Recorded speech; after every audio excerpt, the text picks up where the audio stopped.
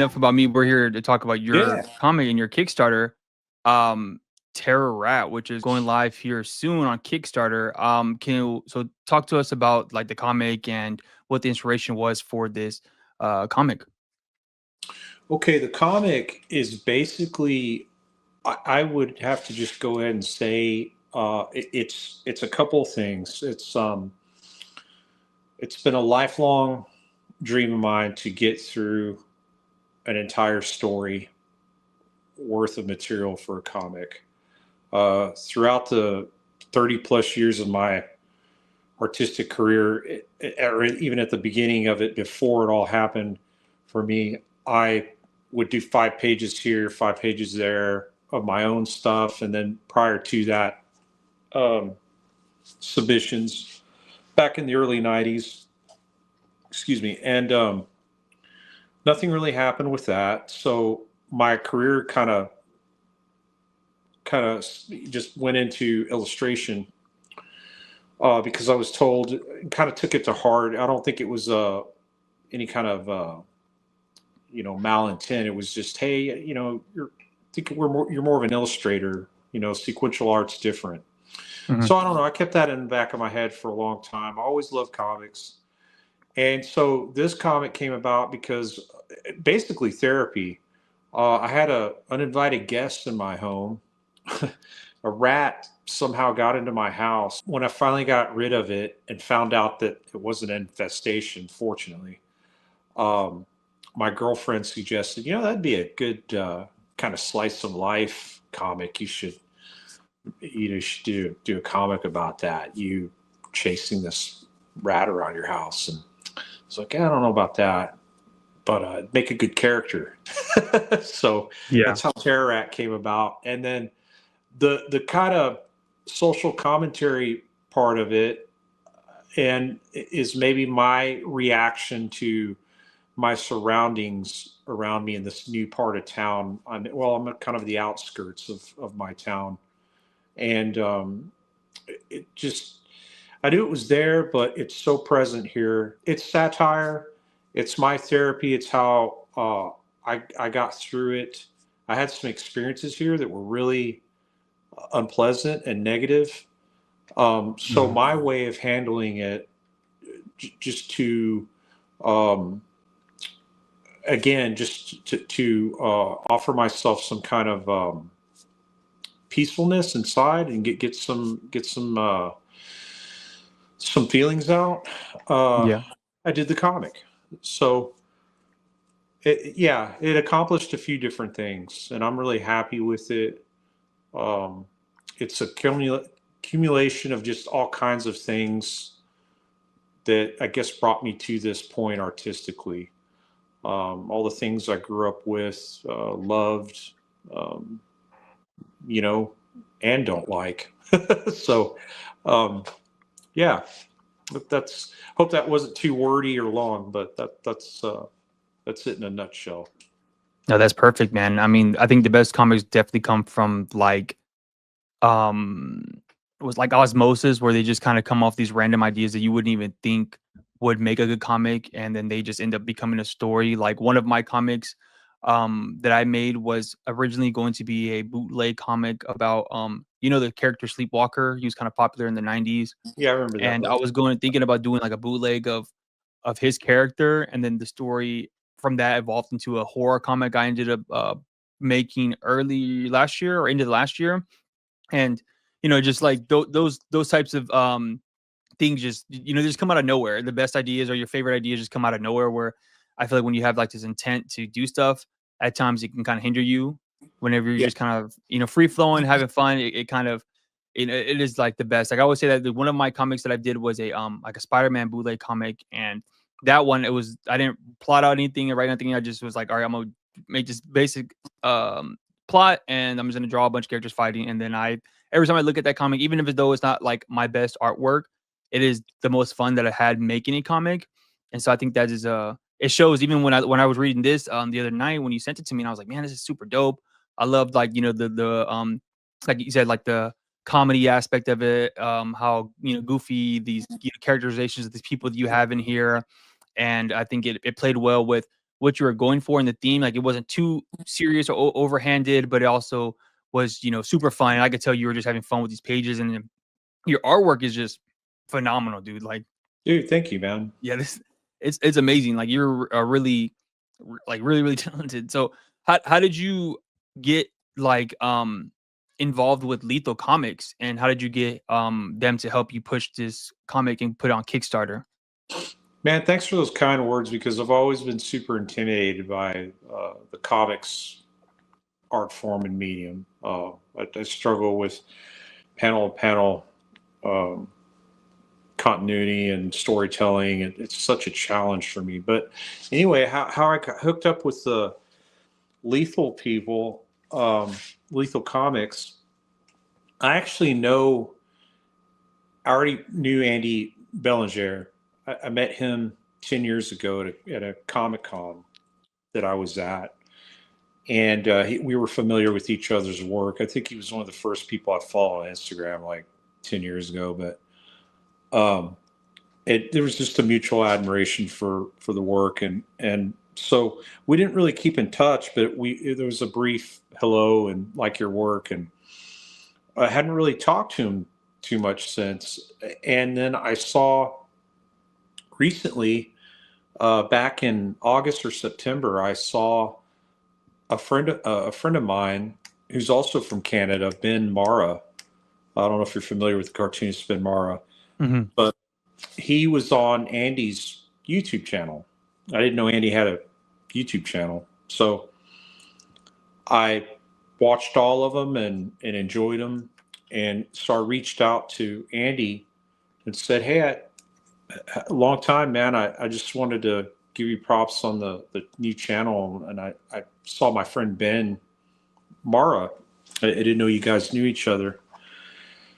So we just started talking, and he asked me what I was up to. And I said, well, I'm about to, got about 8 pages left of my comic. He goes, really? Let me see it. And I showed it to him. And he goes, do you have a publisher? And I was like, a photocopier, because that's what I was going to do. And he goes, man, please let me publish this for you. And I'm like, let's do it. Because I had looked at Lethal Comics kind of off and on prior, and was impressed. So I was stoked. I was like, hell yeah, let's do it. So that's how that all. I finished up the 8 pages and sent it to him, and we've been kind of working on it ever since, trying to get this thing into people's hands. So nice. What was your original before like the Kickstarter or even getting tapped in with Lethal? What was your original plan for the comic? What were you gonna do with it? Well, like I said, I was gonna literally just, when I was done, take it to pretty much how I do all my other zines and stuff. I was just gonna run off however many copies I could here and there, and just distribute them through my web store. Oh, okay. When I could, I mean, or go to shows and sell them. It wasn't going to be. I had no real big aspirations, really. I mean, I was really happy with it and proud of it, but yeah, that was kind of just it. It was going to be very, very grassroots and low tech, So yeah, I did that with the first couple of my comics before I landed on AWOL. I did a bunch of just like promote it a little bit myself, and then do like small print runs of books and then just sell them off my website, and then like pretty much kind of like just promote them through like the YouTube channel. That's kind of like the whole point of me doing YouTube is to sell comics essentially. And so that's kind of what I've been doing. And then I did the Kickstarter this past summer, and that was, interesting experience. So I mean, it was nice that you have like people who are helping you with it. Because I mean, when I was doing it by myself, it was just like a whole headache, just trying to promote everything, trying to like make sure everything was lined up right and all that stuff. So, I don't doubt that the Kickstarter is gonna do really well, because like I said, your artwork is super dope. It has really like great appeal to it, at least in my mind. And also you have like a huge following on Instagram. How did you accumulate all those followers on Instagram? That's like, when did that happen? Well, I started the Instagram 10 years ago. Mhm. Okay. That was Instagram was a little bit different back then. But prior to that, I kind of already had a name built up in the music scenes that I've been involved with for 30 plus years, doing T-shirt designs and record covers for bands and friends, and so the name got circulated that way. And so I was on some social media platforms before then, a little bit on Facebook. That never did anything for me. And then when the MySpace craze thing happened, I got on there. But I just never was really messed with it too much. Like I said, even before those things came along, I kind of already had a name built up. So I guess by the Mhm. time, because the first time I got on Instagram, I got 200 followers right away Oh wow. because I guess people saw that I was on there, and it built from there. But really, how I got it was ever since I've been on, I've been posting consistently. Um, I draw like a madman. So Yeah. whether I have a paying job or not, I'm always doing something um, to promote my work and think of projects to do. So along the way, it just built up, and bigger jobs came, and Mhm. more notoriety, this year it's kind of fell off. Yeah. It's been kind of hard. There's things happening right now that may play into that, but I saw it as I told Brian this. I saw this as like an opportunity to just uh, go into comics. You know, I've always wanted to be a cartoonist, so this part of my career is kind of dying down. I'll jump into this just like I did the first time around. You just jump in it and go. Nice. And I did the work. That's how the opportunity came with Terror Rat. Mhm. The work was pretty much done by the time they came along. So That's yeah, dope. Yeah, I mean, once you have the final product, that's kind of I've always like I've seen this because I've started getting back, like started going to conventions, and I've yeah, noticed that like the biggest thing that people pay attention to is whether or not you actually have a comic done.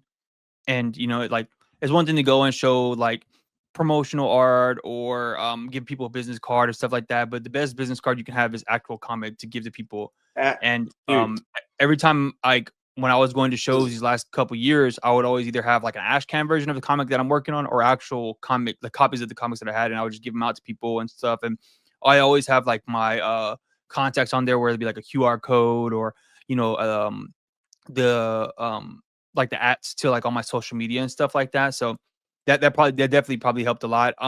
Speaking of, like, I know you did freelance for a long time. How did you like navigate that? That was always something when I always people who like do freelance work a lot. How did you like? Was it just like word of mouth, like oh, like recommendations wise, or were you like applying for certain jobs? Because I was looking at your website and I seen that you did like you done children's illustration, like you said you did.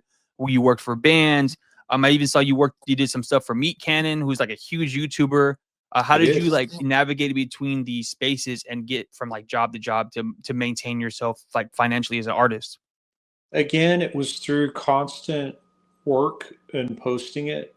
And when your stuff is made visible, people see it. But when you do one thing, other eyes will see it. So once you do that one thing that will get, a certain amount of eyes on it, then that'll generate other things. But you have to do the work.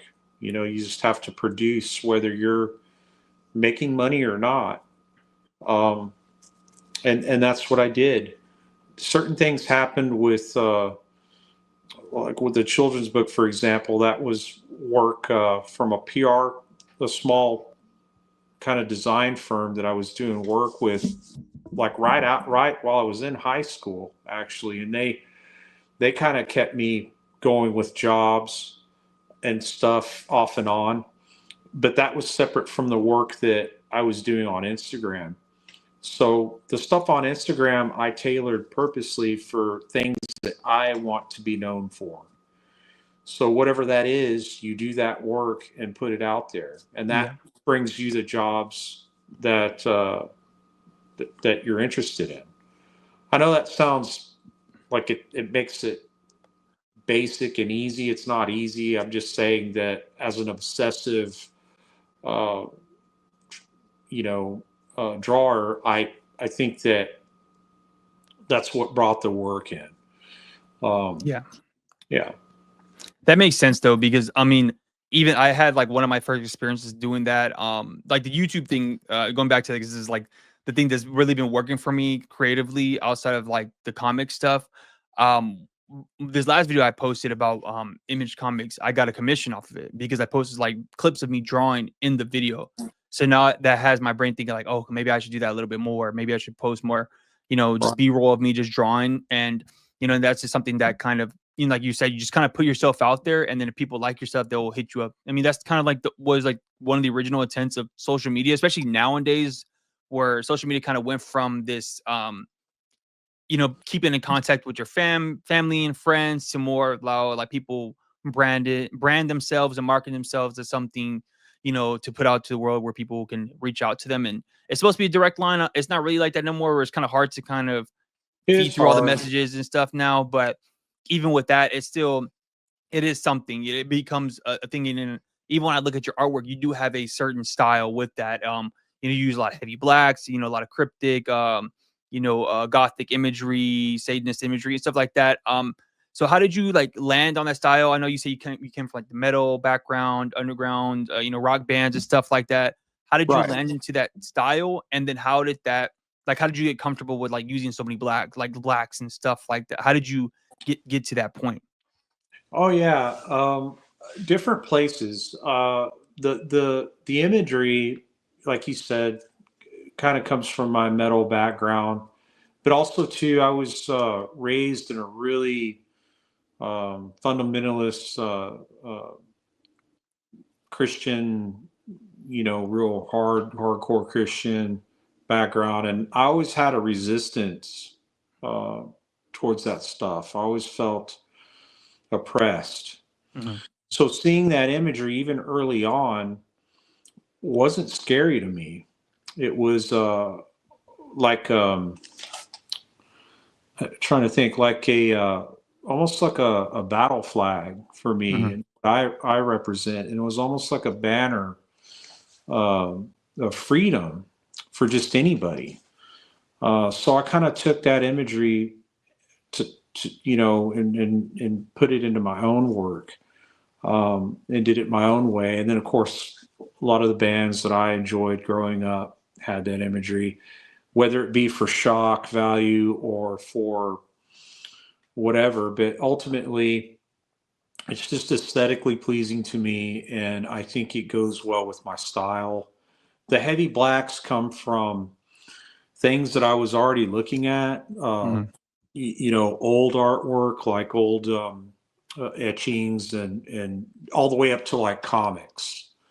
Um, those old EC artists, just old artists, comic artists back in the day and period. It's heavy on the blacks, Yeah, for sure. and I love the richness and boldness and contrast of that work.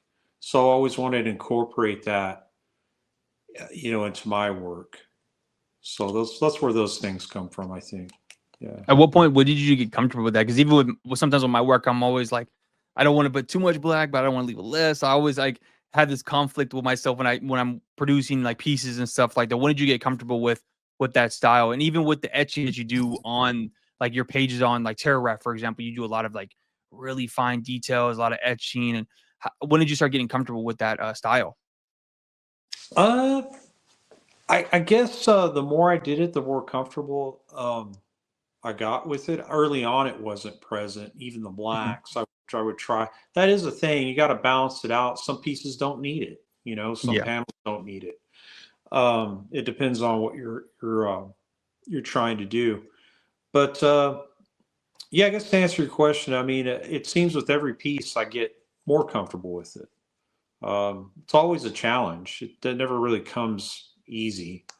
The cross hatching stuff really, I think my eyes got open to that when I saw, of course, the old EC artists, Reed Crandall and Jack Davis had a lot of hatching, but what really brought it to light for me was Robert Crumb's work. I Mhm. think he's a master at cross hatching. And when the film came out, that led me into the undergrounds, all the Yeah. 70s underground artists that incorporated uh, hatching and stippling too in their work. So that's where those things come from. Yeah. Nice. Yeah, that like that hatching that you do, and even like with Crumb and those type of artists, it really adds like a real grade to it. I'm when I was showing some of my work off at a con, one of the artists said you need to like learn how to balance out your whites with your blacks and you need your middle tones with the grays and stuff like that. I don't do too much hatching with my work. Maybe it's more because I'm just like not comfortable with it yet. Maybe I don't, I'm not sure where I've landed in that space with my work as far as hatching goes. Sometimes I'll do bold blacks or I'll do just like line weight.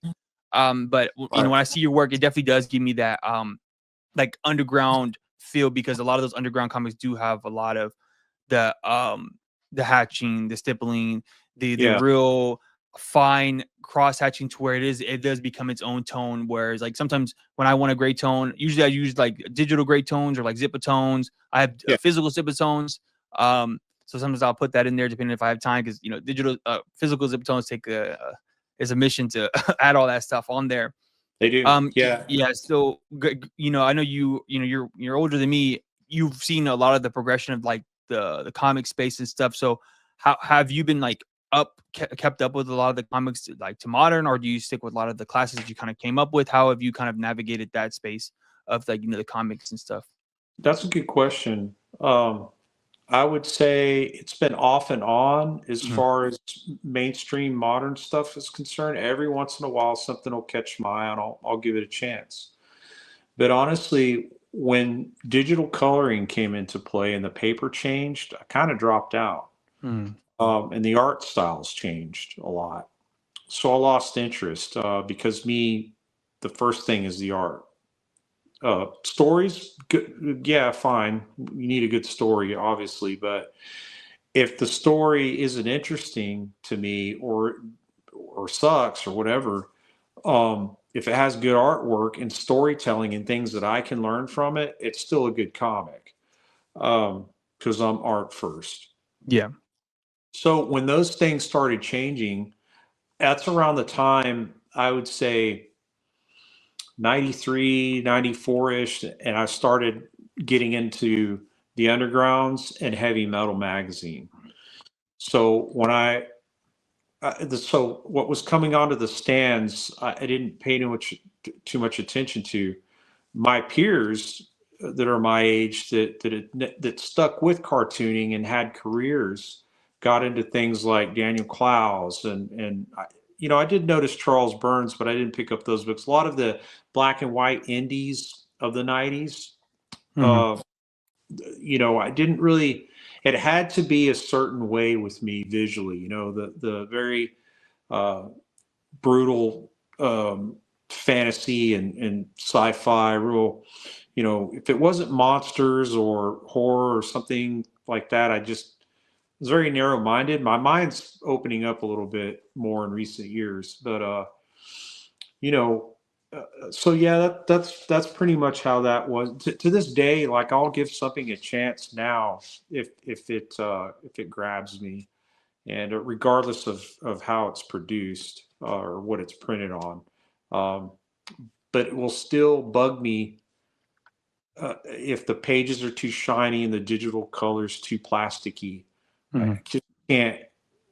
To me, it's just never been comics. I'm very much if it's not going to be on newsprint, let's print it where I can see it and it's not reflecting. Like, Yeah. it's not a mirror. Mhm. So, but yeah, those are just picky things. But yeah, that's pretty much where I'm at. And if it's not anything new, I'm going back trying to get things that I missed or skipped back then. So I'm into collecting uh, floppies and Mhm. back issues that I missed and stuff like that. So Yeah, for sure. I'm definitely the same way as you. I'm definitely art first. Like if the art doesn't pop out to me, I don't care what the story is. If the art doesn't look good to me, I can't pick it up. I'm definitely I lean more towards like cartoony styles. Like I don't like I respect like the Jim Lees and the David Finches and those artists who are like really technical in their style and then the structure of their characters and stuff. But I Right. always found it to be kind of mundane, a little boring. Whereas like I would love like I love like a cartoony style, like Me too. like Durf. I've been really getting Love into it. this cartoonist named Wes Craig. Daniel Warren Yeah, Johnson is one of my favorites. He's like a newer guy. I like his James work. Herron. Yeah, a lot of those guys who are way more Yeah, loose and a lot more. You can tell they have a lot more like manga influence to a degree. Because I grew up, heavily like a manga, anime, and stuff that was really prevalent, in my childhood growing up. So, when people have those little aspects on there, but not people who lean too heavily on manga, because then I kind of feel you're not really having your own voice, especially if you're like, from the West. But that's just like my own, like you said, like nitpicky things.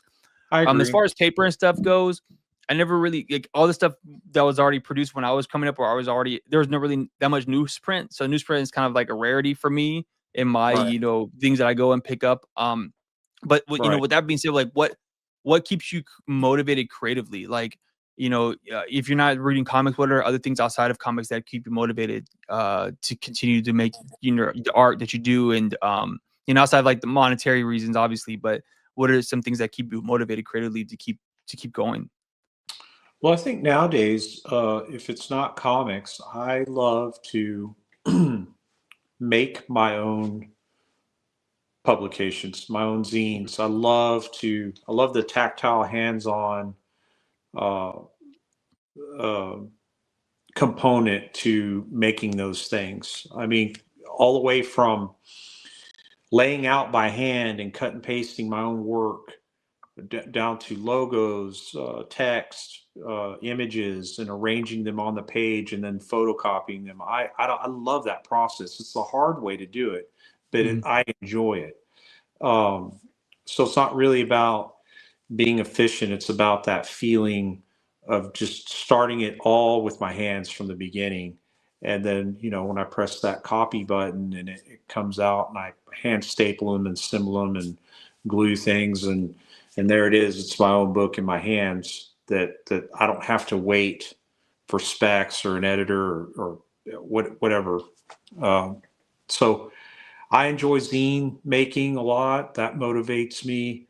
And again, just you know, random illustrations. It's just a love of drawing, filling up sketchbooks. I have. You're talking about cartoony stuff. I have sketchbooks just filled of you know random uh, cartoony things. I love designing like you know possible toy designs and uh, experiment with different styles and yeah, I just love creating what comes to my head and so that's what motivates me. Just pen to paper, man, constantly as much as I can. More Well, so that's than I, awesome. more so than in my youth, I guess. At 50, I'm realizing. I mean, what do I have? 20 years, maybe, hopefully. I mean, I remember 20 years ago, some of it like it was yesterday. A lot of it I don't, but since I don't have a lot of time left in the grand scheme of things, I want to get as much art done as possible while I can. Yeah. Mhm. So that's what Yeah, motivates. yeah, that's awesome, man. My motivation is essentially like you said, how you feel about making the zines and stuff. I feel the same way when it comes to making comics. I like the feeling of having it done and then having it in my hands and being able to look at it. And then maybe I won't look at it for a couple months and I go back and I pick it up. I'm like, oh man, I can't believe I made this. And that is like my favorite feeling in the world. Yeah, I always have this motto where it's like, um, not perfection, but completion, where I don't care if it's perfect. I want it to be done so I can look at it later and have it for absolutely. later and then even share it with other people. And that's really what motivates me a lot creatively.